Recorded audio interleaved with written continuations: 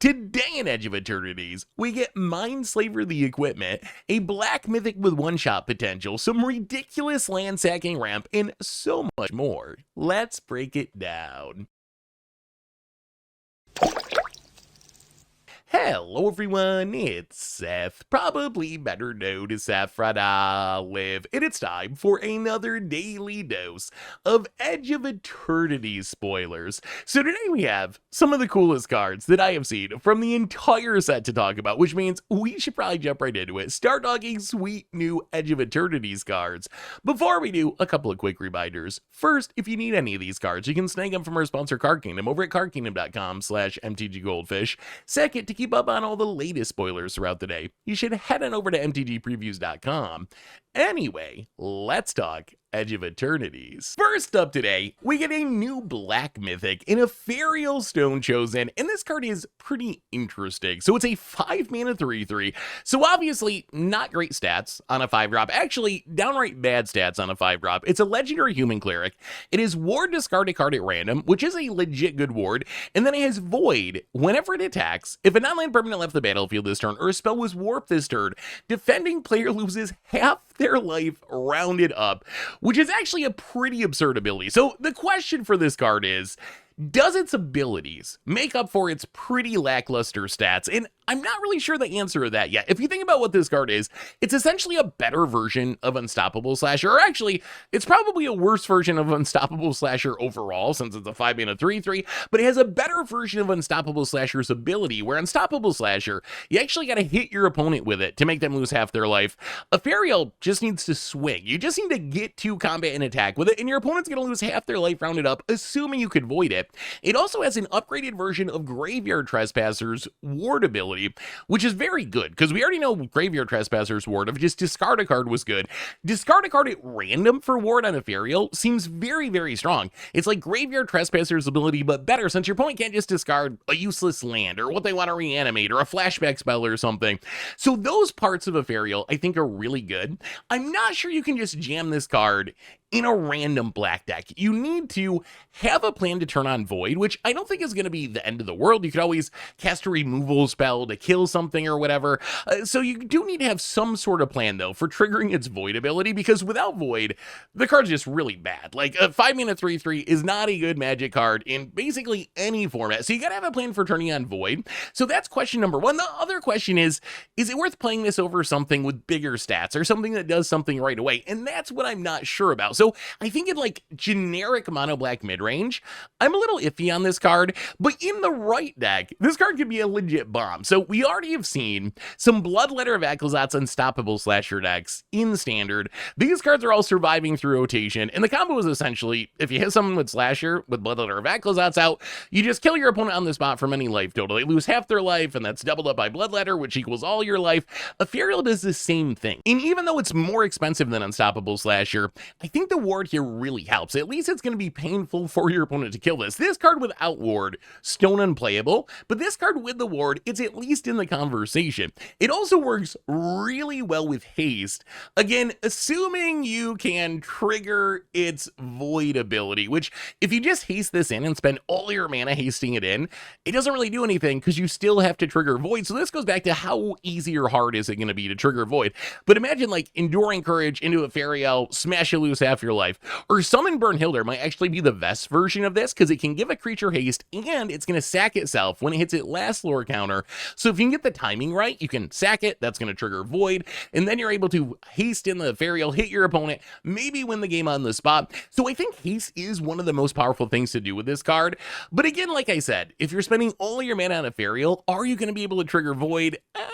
I don't exactly know. So maybe this is something for like the warp decks, where you're going to be triggering Void really consistently as you warp things. It'll be interesting to see how it shakes out. As far as Commander is concerned, I think this is essentially a mono black Voltron commander. It's essentially Unstoppable Slasher from the command zone, and I think you want to do kind of the same thing we were talking about. You have Alphareal, you haste it up with Swiftfoot Boots or Lightning Greaves, maybe put some other equipment on it, and then there's actually a lot of combo pieces that turn this 5-mana 3/3 into a one-shot kill threat. So we already had Bloodletter of Akhlazot's in Standard, but once you get back to Commander, there's also Wound Reflection, Archfiend of Despair, Blitzwing, a level up Warlock class. So if you're playing Alphareal as your commander, I think you just overload on these, focus on making sure you can trigger Void, and making sure that you can hasten Alphareal, and you just choose whoever is like winning, whoever the arch enemy is, and you're like, all right, Alphareal, hasten in, attack you. Sorry, you lose the game on the spot, which seems kind of brutal. I actually played a game at MagicCon Vegas a few weeks ago against someone that was playing Unstoppable Slasher in their deck, and I never really thought of Unstoppable Slasher as a commander card because it's such a standard card. I just never really considered it, and it was actually a legit scary threat where I was like having to warp my entire game plan into making sure I had a blocker removal spell to not take a hit from Unstoppable Slasher, because losing half your life total all in one shot is actually really, really painful. So Alphareal, I think, is very scary if you can build around it. The question is it going to be worth building around? The other place I play in the 99, probably Ishin, where you get to double trigger its attack ability, and making your opponent lose half their life rounded up twice doesn't just kill them, but if your opponent's at 40, they're going to go half down to 20, and then half again down to 10, which is a ridiculous amount of life loss for a single attack, so it seems really good in Ishin as well. So with Alphareal, I'm excited to try building around this card. I think we have enough synergy pieces to maybe make it work in the Unstoppable Slasher deck in Standard. Like I said, I don't think I'm excited about it in just generic mid-range decks, but if you have some of the combos that turn this into a one-shot kill threat, the fact that it has a strong ward makes up for the fact that its stats are actually kind of mediocre. We also got, this card, one of my favorite cards from the entire set so far, and one of the most unique equipment we've seen in a minute, the Dominion Bracelet. So the Dominion Bracelet, a 2-mana legendary equipment, it equips for 1, so very efficient. It says equipped creature gets +1/+1 and has P15 mana. Exile the Dominion Bracelet. You control target opponent during their next turn. This ability costs X less to activate, where X is a creature's power. Activate it only as a sorcery. So that is right. We now have an equipment version of Mindslaver. There are very few cards in Magic that let you control your opponent during their next turn. They're incredibly powerful and usually incredibly expensive. We have Mindslaver, 6 mana +4 to activate, so 10 total. Worst Fears is 8 mana all at once. Emrakul the Promised End, kind of a bad version of the effect since you give your opponent a turn after the turn you steal. The Dominion Bracelet doesn't do that. It's just like straight up Mindslaver, steal your turn. So there's only a few of these effects, and they tend to be really expensive. And now we have a new one on an equipment in the Dominion Bracelet. The question is this card actually good? So a 2-mana equipment for 1 to equip, super, super cheap. So I like that part of the card. +1/+1, whatever, doesn't really matter. The question is it going to be actually activatable with a 15 mana cost? So obviously, if you can get this on a big creature, then it's pretty cheap to activate. If you get this on a 12/12, you only got to pay 3 mana. On the other hand, some equipment decks are based on kind of small creatures like Stoneforge Mystics. If you put it on a Stoneforge Mystic, I don't know how you're ever going to get the mana to activate this. So this is kind of like a weird combination of a Mindslaver, but also cares about equipment synergies, but also cares about big creatures. So I think this card is super powerful, but it's going to be kind of tricky to build around. Like, I don't know if you can just throw this into any random deck and get value out of it. So I think it's kind of a build around. So in Standard, and also I guess back to Modern, we do have some upsides for this card. One of the biggest upsides compared to something like Mindslaver is we can get it with Equipment Tutor. So we have Cloud in Standard. If you go back to Modern, we have Stoneforge Mystic. So if you want to build around this, you can find it really, really consistently, more consistently than you could something like Mindslaver. So that's a big upside. Although unlike Mindslaver, you still gotta have enough mana to activate this. I know Mindslaver also costs mana, but not 15 mana. So if you just like Stoneforge and tutor this and put it on Stoneforge, how are you gonna get the 14 mana, or I guess 13 mana, because it gets +1/+1 to actually exile it and take the extra turn? So you need a combination of being able to find this and big creatures to activate it. Maybe the best home for this card. And I don't know if this is gonna actually be like a top tier strategy, but I'm going to play this in Hammer Time for sure. So I think in Hammer Time, you have Colossus Hammer, gives a creature +10/+10. That is going to get the cost of Dominion Bracelet down to, at worst, something like 4 mana. And if you put it on kind of a bigger creature, maybe like 3 or 2 mana, you can get it really, really cheap with Colossus Hammer. It's not uncommon to have the Hammer creature be like a 12/12, a 13/13.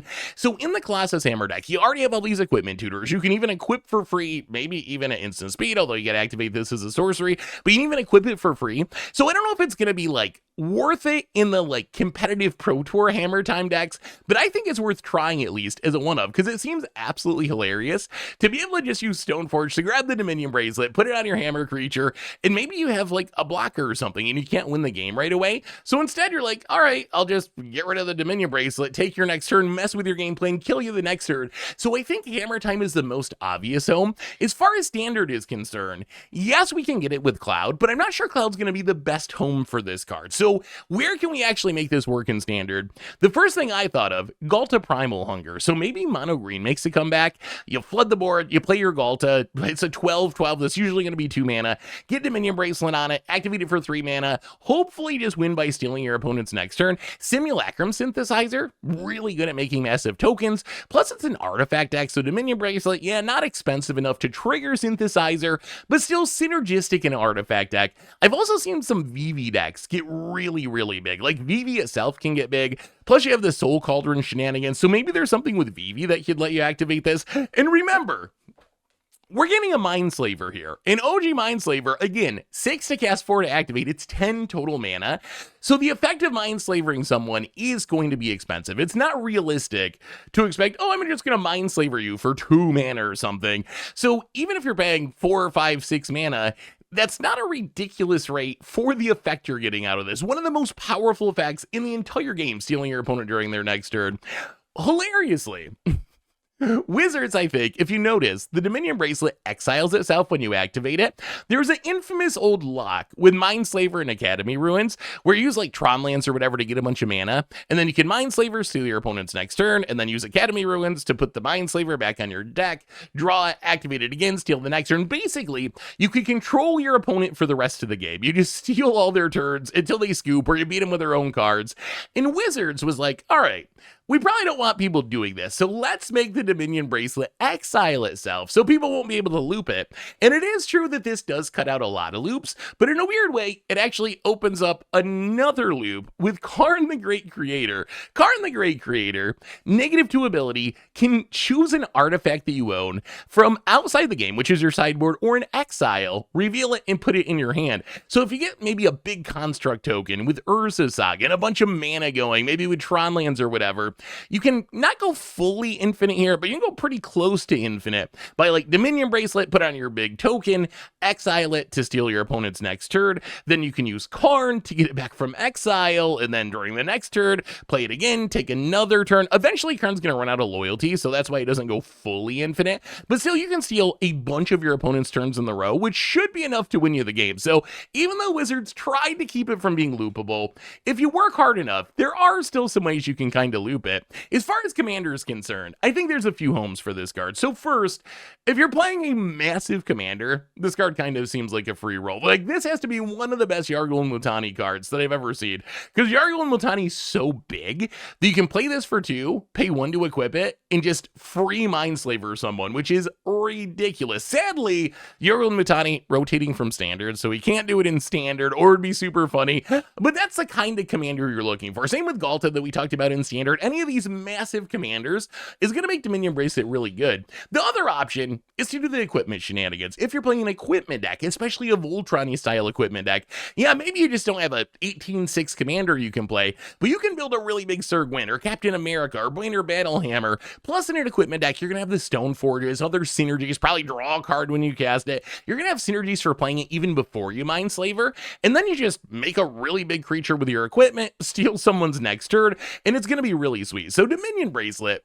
I absolutely love this card. It is maybe my favorite card from the set so far, at least on the short list of my favorite cards from the set so far. That sack outlet from yesterday is still maybe my favorite card from the set, but I really like this card. I think it's going to be fun. I'm going to try it in Hammer Time, in Modern, and in Pioneer. I'm sure we can do some cool Standard brewing with it, and it seems really good in Voltron and equipment decks and Commander. Plus, it's just a super cool effect. Controlling your opponent during their next turn is one of the sweetest things to do in Magic, so I'm just super hyped to see another version of that effect finally coming to the game. We also got a new green mythic in Famished Wolrdsire. So Famished Wolrdsire, 8 mana for a 0/0.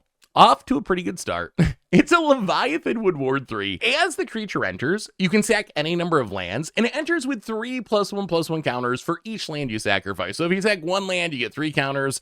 You sack 10 lands, you get 30 counters.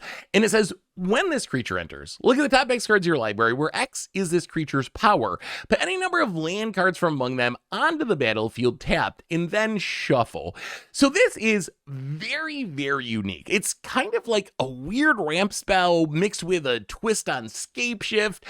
There is some risk here, right? If you play this and sack 5 lands, you're going to go 15 cards deep in your deck and be able to put any lands into play. I think if you actually math it out, assuming like 40 to 50% of your deck is lands, which is kind of on the high side, but again, if you're playing this, you're probably a land-heavy ramp-style deck, but let's say 40% of the cards in your deck are lands, that would mean they're actually going to come out ahead in lands most of the time. When you cast this, on average, the amount of lands you sack is going to be less than the amount of lands that this is going to put into play, and the more lands you have in your deck, if you're up to 50% lands, like a deck like Amulet Titan in Modern that plays 31, 32 lands or something like that, then you actually turn this into a very powerful ramp spell that also leaves behind just an absolutely huge body. Like, unfortunately, it doesn't trample or anything, so it is a huge body that is just going to get jump blocked, but still up with a really big body on the battlefield. So as far as comparisons, it's kind of like weird Scape Shift with some risk built in, where you could play this and sack all your lands and get really unlucky and only hit like 2 lands and be very sad, but it's also Scape Shift that with its peak is going to be even better than Scape Shift. For Scape Shift, you sack a land, you get another land. Famished Wolrdsire, when it works well, and even on average, you sack a land and get like 1.2 lands, or 1.3 lands, or 1.4 lands, depending on the composition of your deck. So it can be a better Scape Shift in that way, assuming you can get to 8 mana. Also reminds me a little bit of Cultivator Colossus, just as this big green thing that can put a bunch of lands into play, but there's some amount of risk built in. As far as Standard's concerned, I think this is probably at its best in a landfall deck. Like, what do you do with this card? You get a bunch of lands into play at once. So I imagine you try to like Tifa Lockhart, Mossborn Hydra, Rampaging Baloth.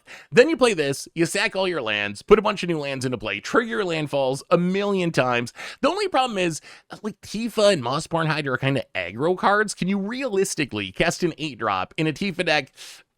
That's another question. But some sort of landfall synergy, I think, is where this card is going to shine the most. I'm also really excited to play this with Splunking. It works really, really well with cards like Spunking or Wandering Minstrel that let your lands come into play untapped, because then this turns this into kind of a ritual, right? Where you cast this, you sacrifice the 10 lands you have on the battlefield, you go 30 cards deep in your deck, you put all those lands into play, which should be like 15 lands or something, and then all of a sudden you generated mana and you have this huge body. And because the Splunking lands come into play on tap, so you can use them right away. So I'm excited to play this in like a Splunking Doppelgang deck, where I think this is just going to be a huge body and give us some combo potential, where we can use some loops where we generate a huge amount of mana in one turn to get back our Doppelgang, cast a massive Doppelgang to take over the game. It also seems really good in Aftermath Analyst style decks. So we've seen in the past, we don't really have one right now, but we still have a lot of pieces for a deck like this, but we've seen in the past in Standard some pretty good decks that involve looping lands from your graveyard with stuff like Aftermath Analyst, usually with some landfall stuff on the battlefield. We also now have Lumra and Summon Titan, so we got a bunch of cards that can get all your lands back from the graveyard, and that's another sweet way to take advantage of Famished Wolrdsire. You cast it, you sack all your lands, you get a bunch of new lands, and then you just Aftermath Analyst, get all your lands back again, and if you have something like Splunking out, you can probably just generate this like game-ending combo turn as you loop through your deck and get all this value out of your lands.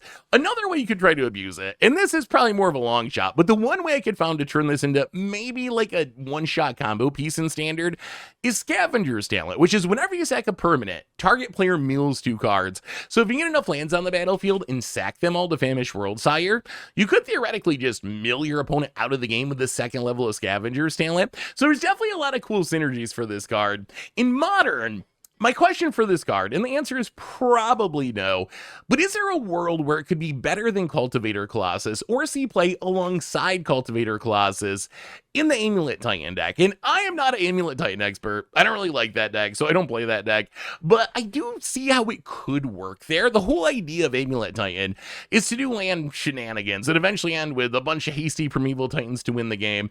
I can imagine Famished Wolrdsire being a card that you play, you sack 5-6 lands, hopefully, because you're such a land-heavy deck, put, 9, 10 lands into play. You have your Amulet to untap them all and do your big combo stuff. You can even haste up the Famished Wolrdsire, smash your opponent, although there the lack of trample does hurt a little bit. So I think it could be in the conversation for Amulet Titan, although I imagine that Cultivator Colossus might still be just a little bit better. As far as Commander is concerned, yesterday, Wizards spoiled the first Commander precon from Edge of Eternities, and it's a Jund deck that's all about sacrificing lands. So this feels like a card that's designed to be a main deck upgrade to your Hearthhold deck. So if you're playing the Jund Commander precon, I think this is just a very easy inclusion, because the whole idea of the deck is just sack all your lands, and you got a bunch of new cards that trigger when you sack lands to make tokens and so forth. So seems really good there. It also seems good in some older Commander decks. So I think there's really two types of decks in Commander where I want Famished Wolrdsire. The first is straight up land style sack decks, like the Necro Bloom is all about sacking lands and you dredge them back from the graveyard. Same with Lord Windgrace. Yuma also wants a ton of lands in your graveyard. Titania triggers when your lands go to your graveyard to make a bunch of creatures. So those style of decks, I think Famished Wolrdsire, really nice top end. Also just seems good in landfall decks. Like if you're playing a Sai, which draws you cards when a land enters, or Omnath Locus of Rage makes a 5/5 whenever a land enters.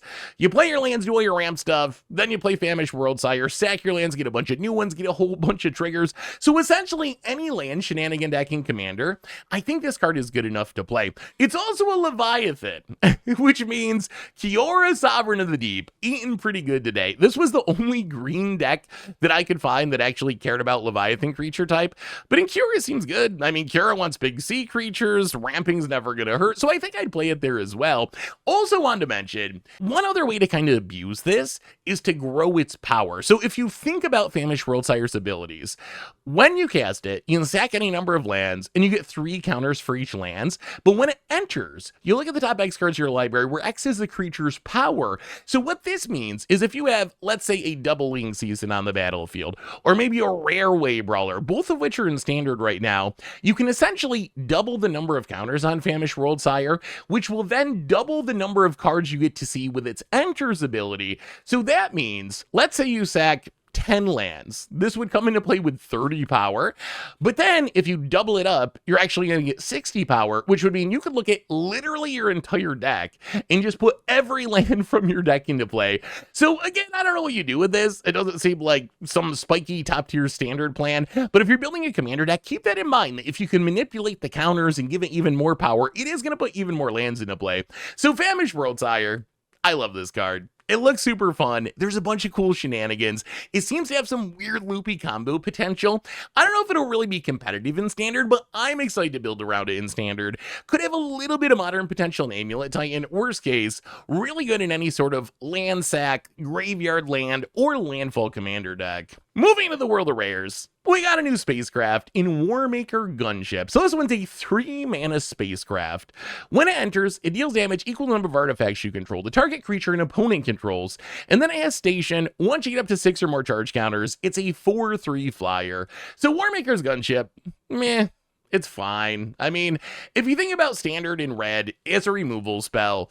2 mana for 5 damage, probably about the going rate at sorcery speed. Witchstalker's Frenzy, I guess, can be even better in some situations, which means that Warmaker's Gunship, for this to actually be a good removal spell, at 3 mana, at sorcery speed, you're going to need like at least 4 or 5 other artifacts on the battlefield, which I'm just not sure how realistic that is. Yes, in some dedicated artifact deck or artifact token deck, maybe it could be good enough, but I'm actually a little bit like, meh. If you think about like a Simulacrum Synthesizer deck, for example, are you really going to have enough artifacts on turn 3 to turn this on? Although it is nice in the late game, once you're popping off with Synthesizer, this can just be a hard removal spell that then turns into a pretty reasonably cost flyer.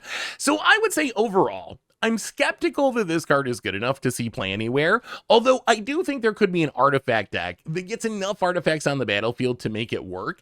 It could even better if you're a deck that actually has a bunch of shenanigans for putting artifacts on the battlefield. Like in the set itself, we got Biotech Specialist, we got Rust Harvester, we got Weapons Manufacturing. These are cards that just kind of want you to flood the board with artifacts, and then you get damage out of all of your payoffs. In a deck like that, maybe Warmaker's Gunship is good enough. It's not like the most exciting removal spell, but it's a removal spell that does the job, and then it also synergizes with your artifact plan. So this is a style of deck that I could see trying Warmaker's Gunship, although even there I'm like, would I rather just play a spell-based removal spell? Yeah, it's a little less synergistic, but it's going to be more consistent.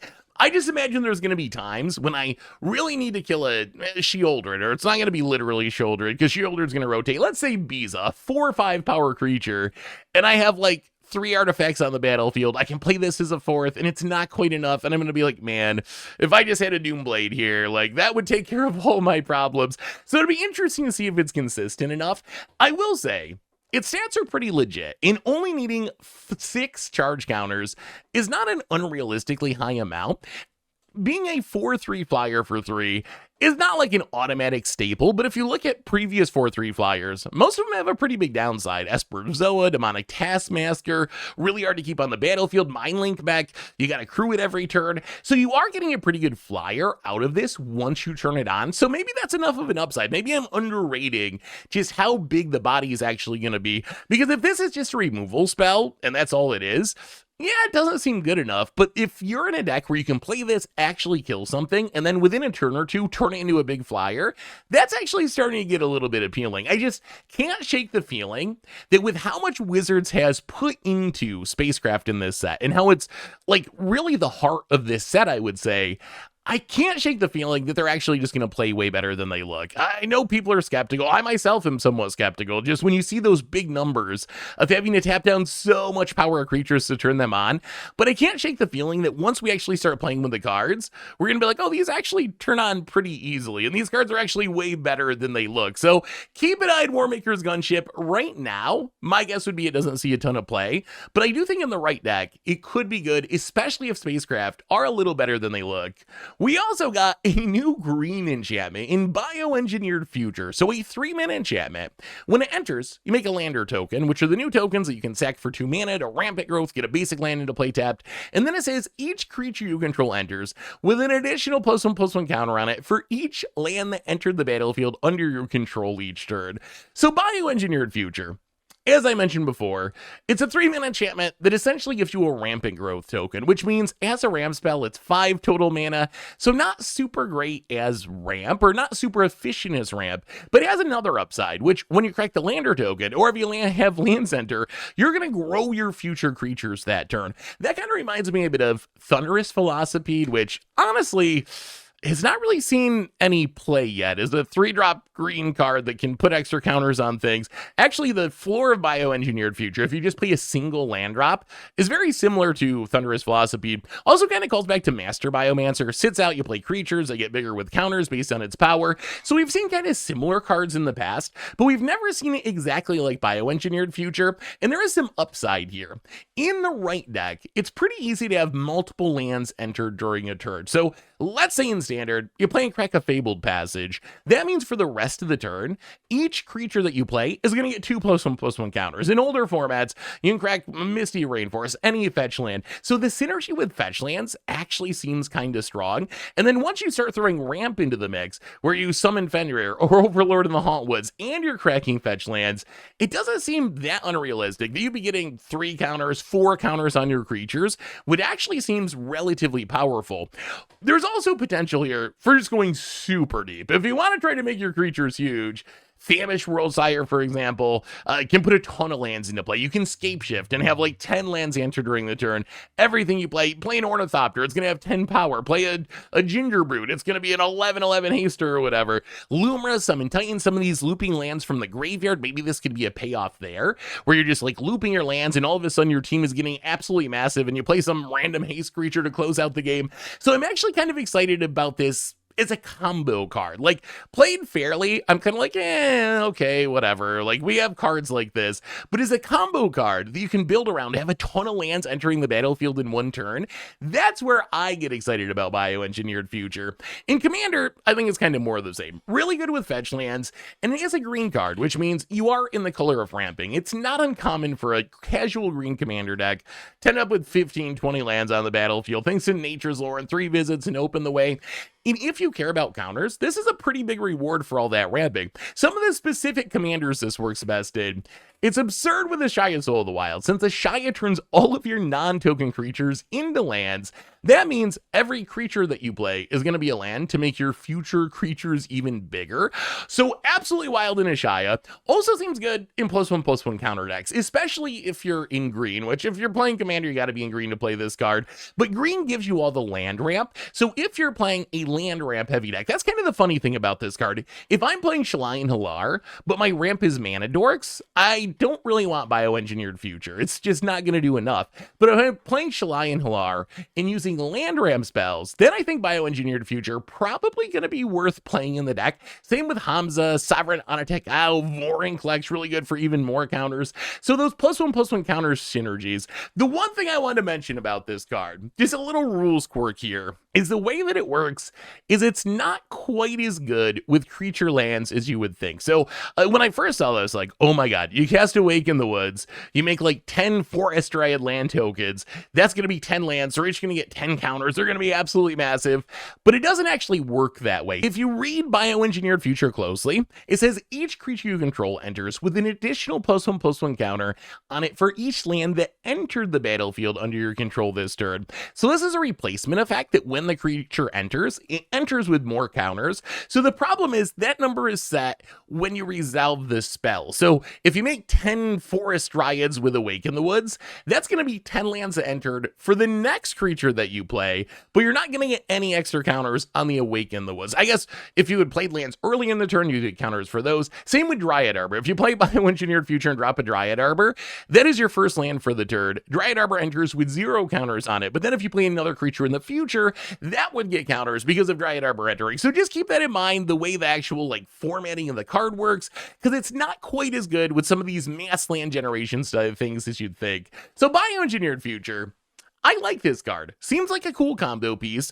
Could be okay in +1/+1 counter decks in standard, although honestly, then you're kind of just building another Thunderous Velocipede, which hasn't been good enough for standard. But in those combo decks, when you have a ton of lands entering the battlefield, this card can do some really ridiculous things. Moving into the realm of lower rarity cards, we got a handful we're shouting out today. Starting with a reprint in Annul. So a 1 mana instant, counter target artifact or an enchantment spell, and I think this card will probably see a lot of play in standard sideboards, or at least it has potential to. We got a ton of powerful new artifacts coming in Edge of Eternities. We already have artifact decks like Simulacrum Synthesizer. We got cards like Unholy Annex and Caretaker's Talent, which are the engines that drive black decks and white token decks. So a lot of decks are playing artifacts or an enchantments, and this is just one of the most efficient answers, where for a single mana, you can deal with any artifact or enchantment before it even hits the battlefield. So it really is a meta-dependent card. If we end up in a meta where no one's playing artifacts or enchantments, then Annul's not that appealing.